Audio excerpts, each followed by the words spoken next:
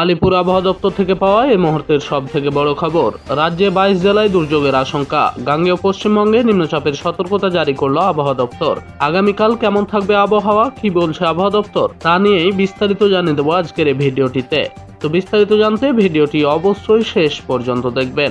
আজকে দুর্যোগের প্রবল আশঙ্কার কথা জানিয়েছে হাওয়া অফিস। আইএমডি সূত্রে খবর, রাজ্যের 22 জেলায় জারি করা হয়েছে সতর্কতা।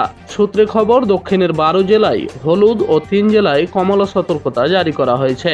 দক্ষিণবঙ্গের এই জেলাগুলিতে বজ্রবিদ্যুৎ সহ ভারী বর্ষণের আশঙ্কা করা হচ্ছে। কলকাতা, হাওড়া, 2 চব্বিশ পরগনা, পূর্ব মেদিনীপুর, ঝাড়গ্রাম, বাঁকুড়া, পশ্চিম বর্ধমান, বীরভূম, মুর্শিদাবাদ ও নদিয়ায় হলুদ সতর্কতা জারি করা হয়েছে। পূর্ব বর্ধমান, পশ্চিম মেদিনীপুর এবং হুগলিতে কমলা সতর্কতা জারি করা হয়েছে। আইএমডি সূত্রে জানা গিয়েছে, উত্তরবঙ্গের 7 জেলায় হলুদ সতর্কতা জারি করা হয়েছে। উত্তরবঙ্গের দার্জিলিং, জলপাইগুড়ি, কালিম্পং, আলিপুরদুয়ার, 2 দিনাজপুর ও মালদায় বজ্রবিদ্যুৎ সহ দুর্যোগের আশঙ্কা করা হচ্ছে।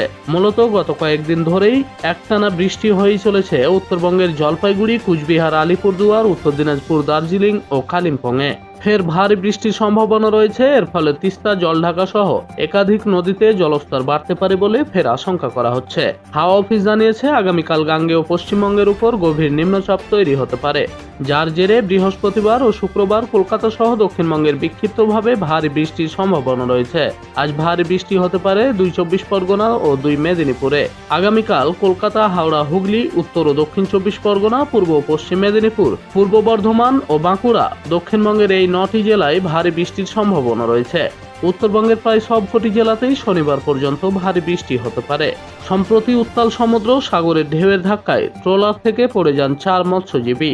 এরপর 3 জনকে উদ্ধার করা সম্ভব হয়। নিম্নচাপের জেরে গত কয়েকদিন ধরেই সমুদ্র উত্তাল রয়েছে।